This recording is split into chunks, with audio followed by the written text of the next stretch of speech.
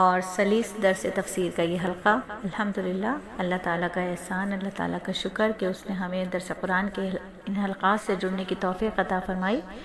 کہ سرکار دو عالم صلی اللہ علیہ وآلہ وسلم نے ارشاد فرمایا، حضرت ابو ذر رضی اللہ تعالیٰ عنہ سے فرمایا، اے ابو ذر، اگر تو صبح کو ایک آیت کلام پاک کی سیکھ لے تو نوافل کی 100 رکعت سے افضل ہے، اور اگر علم کا ایک عمل کا ایک باب سیکھ لے تو 1000 رکعت نفل پڑھنے سے افضل ہے۔ تو چلیے ایک آیت کلام پاک کی سیکھتے ہیں، سمجھتے ہیں۔ اللہ رب العزت اس کی فضیلت ہم سب کو عطا فرمائے۔ آج ہم سورہ نازعات کی آیت نمبر 6 پر ہیں، اور اس روز یعنی قیامت کے دن جس روز ہلا دینے والی چیز ہلا ڈالے گی، ہلا دینے والی چیز ہلا ڈالے گی۔ آیت نمبر 5 تو اللہ رب العزت نے فرشتوں کے اعمال کی قسم کھائی۔ اب آیت نمبر 6 سے قیامت کے ہولناکی کا بیان ہے، قیامت کی ہولناک مناظر ہیں۔ ان آیات میں بتایا کہ جب قیامت آئے گی تو کیسی ہولناک ہوگی، کیسا سخت ترین دن ہوگا، کیسی ہولناکی ہوگی، کیسا سخت ترین دن ہوگا کہ قرآن کریم میں قیامت کی ہولناکی کا منظر بہت مختلف انداز سے پیش کیا گیا ہے۔ کہیں کہا گیا کہ چاند سورج کے ٹکرائے جانے کا ذکر ہے، کہیں ستاروں کے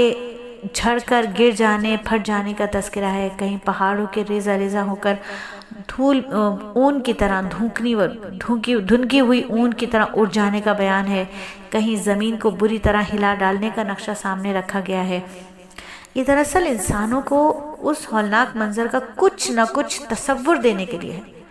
ورنہ واقعتاً اس دن جو کچھ ہوگا اس کا پورا تو تصور انسانی ذہن کر ہی نہیں سکتا، ذہن میں آ ہی نہیں سکتا۔ لیکن اس واقعے کی شدت اور اہمیت سمجھانے کے لیے اللہ تعالیٰ نے انہی الفاظ میں جو ہم دنیا میں رہ کر سمجھتے ہیں قیامت کا تذکرہ بار بار فرمایا ہے۔ تو قیامت جس دن آئے گی، وہ جو زلزلہ ہوگا، وہ جو زمین کا زلزلہ ہوگا، وہ کتنا خطرناک ہوگا، ایسا خطرناک کہ ہلا دینے والی چیز ہلا ڈالے گی۔ اتنا خطرناک زلزلہ ہوگا، اتنا خطرناک زلزلہ ہوگا کہ پوری زمین الٹ پلٹ ہو جائے گی، پوری زمین الٹ پلٹ ہو جائے گی، ایسا خطرناک وہ زلزلہ ہوگا۔ تو اللہ رب العزت ہم سب کو عافیت عطا فرمائے اور نیکوکاروں کی صحبتیں عطا فرمائے۔ اللہ رب العزت ہم سے راضی ہو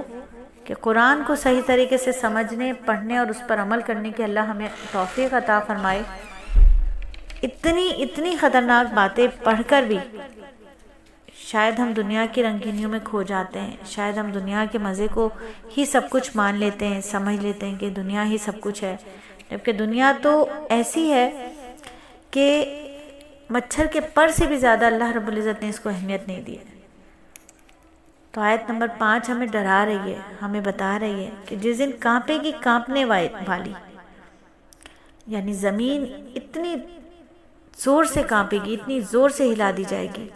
کہ سب کچھ اس کے اوپر جو کچھ بھی ہے وہ تہز نہز ہونا شروع ہو جائے گا۔